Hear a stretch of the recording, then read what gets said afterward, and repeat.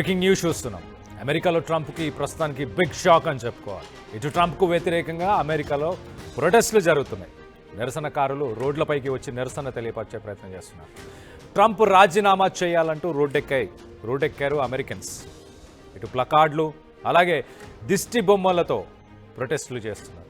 మనం విజువల్స్లో చూడొచ్చు చాలా క్లియర్గా. ట్రంప్ నిర్ణయాలతో ఇటు అమెరికా ప్రతిష్టకు భంగం కలుగుతుంది అంటూ ఆగ్రహంగా ఇటు ప్రొటెస్ట్లు అయితే చేస్తున్నారు. Trump not welcome.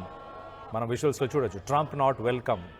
1 సంవత్సరం ఆయన పాలన తర్వాత ఇప్పుడు 1200 చోట్ల 1200 ప్లేసెస్లో ఆర్గనైజ్డ్గా ఈ ప్రొటెస్ట్లు అయితే జరుగుతున్నాయి. ఇటు గ్రీన్లాండ్ని స్వాధీనం చేసుకోవడం కోసం ట్రంప్ చేస్తున్న ప్రయత్నాలపైన కూడా మండిపడుతున్నారు.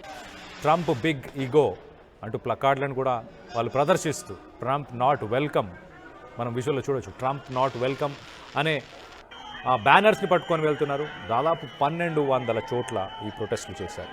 ఇటు ట్రంప్ చర్యలపైన ప్రపంచ యుద్ధానికి దారి తీసేలా ఉన్నాయంటూ నినాదాలు కూడా తీసుకొస్తున్నారు. మూడో ప్రపంచ యుద్ధానికి ట్రంప్ కారణం కాబోతున్నాడా అన్న లెవెల్లో మొత్తానికైతే ట్రంప్ 1 ఇయర్ పాలన తర్వాత ఒక్కసారిగా ఇటు అమెరికన్స్ ట్రంప్ని చీదరించుకుంటున్నారు. ట్రంప్ని వద్దనుకుంటున్నారు. Trump not welcome. ట్రంప్ ఒక ఈగోయిస్టిక్ పర్సన్.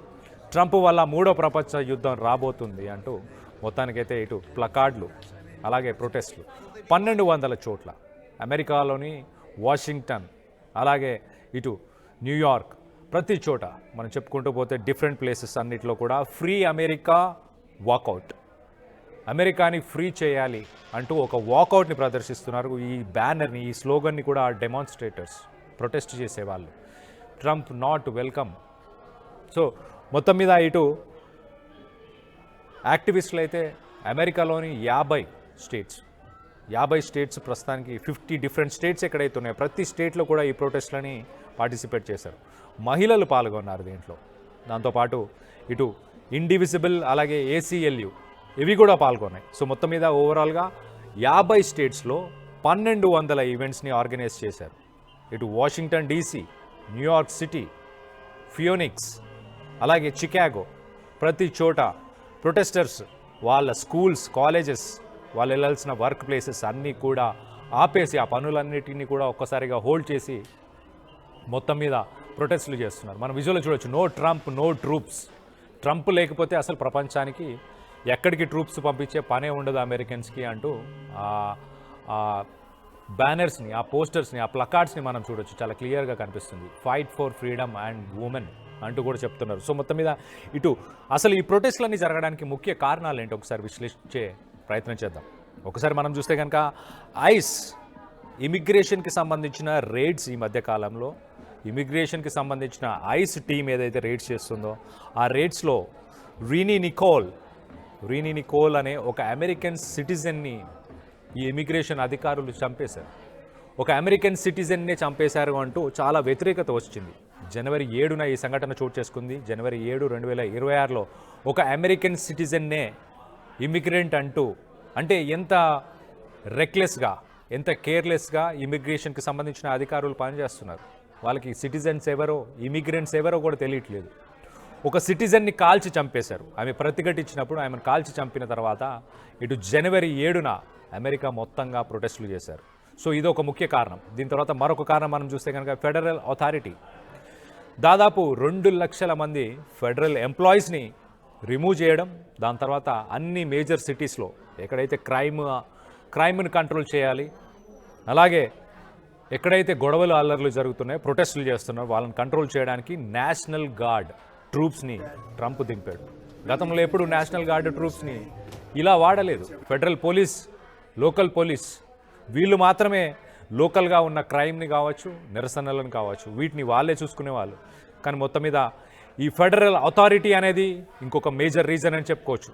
దాంతోపాటు మనం చూస్తే ఫారెన్ పాలసీ, ఇటు ట్రంప్ రిపీటెడ్గా ఇటు గ్రీన్లాండ్ నాకే కావాలి, గ్రీన్లాండ్ని నేనే కైవసం చేసుకోవాలనుకుంటున్నాడు, గ్రీన్లాండ్ కావాలి అంటూ ఆయన చేసే పనులు, అలాగే ప్రపంచ దేశాల మీద వేస్తున్న ట్యాక్స్లు, వీటన్నిటిపైన కూడా ఇటు ఫారెన్ పాలసీ, ట్రంప్కి సంబంధించిన ఈ ఫారెన్ పాలసీ, వీటన్నిటికీ అక్కడ ప్రజలు వ్యతిరేకత చూపిస్తున్నారు. వ్యతిరేకత గతంలో కూడా ప్రదర్శించారు, ఇప్పుడు కూడా ప్రదర్శిస్తున్నారు.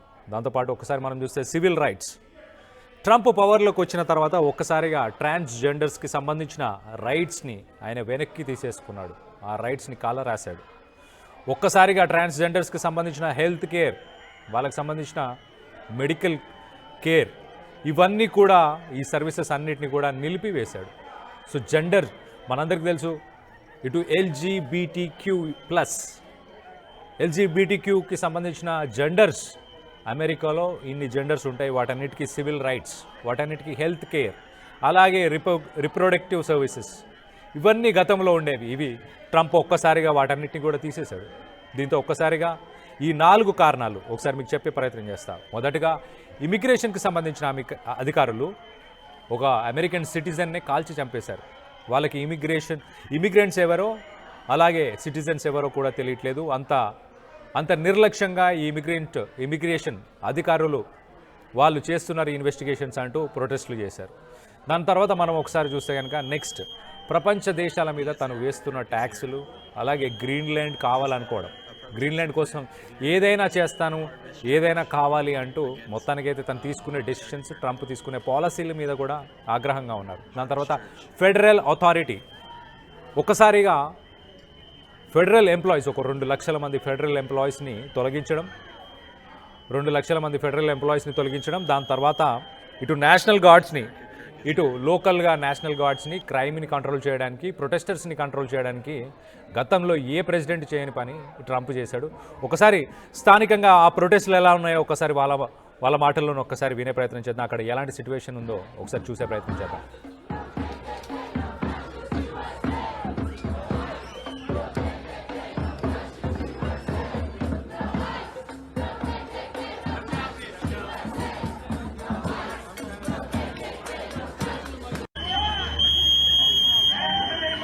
Yes, Erica Kirk is here.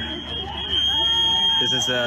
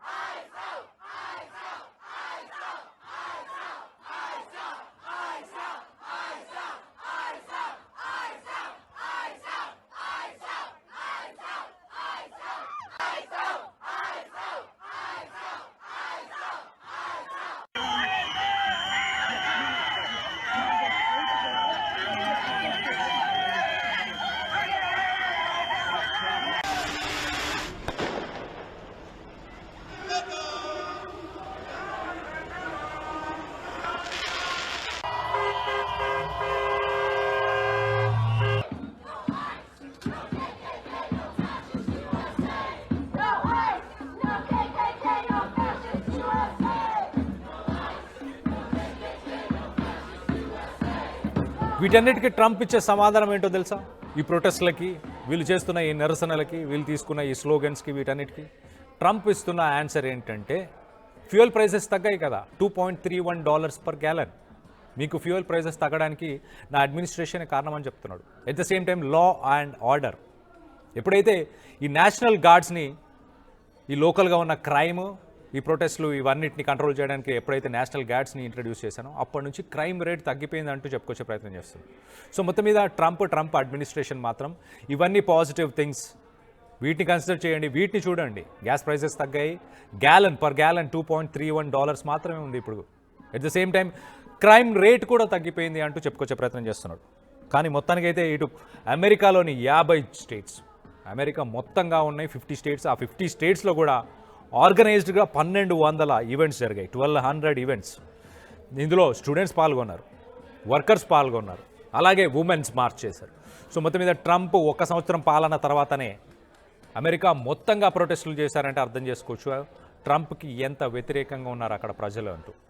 అక్కడ స్టూడెంట్స్, ఇమిగ్రేషన్కి సంబంధించిన అధికారులు తీసుకునే చర్యలు, వాళ్ళు తీసుకునే decisions, at the same time Trump ప్రపంచ దేశాల మీద వేస్తున్న taxations, transactions, taxes, at the same time Greenland కావాలనుకోవడం, 3వ ప్రపంచ యుద్ధానికి దారి తీయడం, ఇవన్నీ కూడా కారణాలని చెప్పుకొస్తున్నారు. అసలు ట్రంప్ లేకపోతే అసలు ట్రూప్స్తో పనే లేదు. నేషనల్ గార్డ్ ట్రూప్స్ కావచ్చు, లేకపోతే ప్రపంచ దేశాలకు పంపించే ట్రూప్స్ కావచ్చు, ఈ ట్రూప్స్తో పనే ఉండదు. ట్రంప్ ఒక ఈగోయిస్టిక్ పర్సన్ అంటూ కూడా వాళ్ళు చెప్పుకొచ్చే ప్రయత్నం చేశారు. సో మొత్తం మీద ఇటు ప్రపంచ దేశాలు ప్రస్తుతానికి ట్రంప్ను చీదరించుకుంటున్నాయి. అలాగే ఇటు అమెరికాలో ఉన్న స్థానికులు అక్కడి ప్రజలే ఇప్పుడు ట్రంప్ని వద్దనుకుంటున్నారు. మనం చూడొచ్చు చాలా క్లియర్గా go Trump, no Trump, no troops, no Trump, no troops. ఇటు న్యూయార్క్ సిటీ, వాషింగ్టన్ డీసీ, ఇలా చెప్పుకుంటూ పోతే 50 స్టేట్స్, 50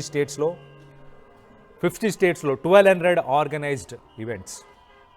సో దీనికి ట్రంప్ అడ్మినిస్ట్రేషన్ మాత్రం అంతా బాగానే ఉంది, ఫ్యూయల్ ప్రైసెస్ తగ్గిపోయినాయి, క్రైమ్ రేట్ కూడా తగ్గిపోయిందంటూ వాళ్ళు సమాధానం చెప్తున్నారు. మొత్తం మీద దీనికి సంబంధించి మీరేమనుకుంటున్నారు? అసలు ట్రంప్ 1 సంవత్సరం పాలన తర్వాత దాదాపు 7 దేశాలపైన దాడికి వెళ్ళాడు. ఒక దేశంలో ఏకంగా అక్కడ ప్రభుత్వాన్ని కూలగొట్టాడు, వెనిజువెల్లాలో. ఇప్పుడు ఇంకా కొన్ని దేశాల మీద కన్నేశాడు. ఇటు ఇరాన్, గ్రీన్లాండ్స్, అలాగే కొలంబియా. సో ఇలా కొన్ని కంట్రీస్ మీద తను రానున్న రోజుల్లో మరి వాటిపైన కూడా శాంక్షన్స్ తీసుకురావడం, దాడి చేయడం, ఏదో ఒకటి చేసే ప్రయత్నం చేస్తున్నాడు. అలాంటి ట్రంప్ని అక్కడ ప్రజలే వ్యతిరేకిస్తున్నారు. దీనికి సంబంధించి మీరేమనుకుంటున్నారు? ట్రంప్ ఎక్కువ కాలం పదవిలో ఉండే అవకాశం ఉందా? ట్రంప్ని స్థానికంగా ఉన్న ప్రజలే ఎందుకు వ్యతిరేకిస్తున్నారు? దీనికి సంబంధించి మీరేమనుకుంటున్నారు? మీ అభిప్రాయాలను కింద కామెంట్ రూపంలో తెలియపరచండి.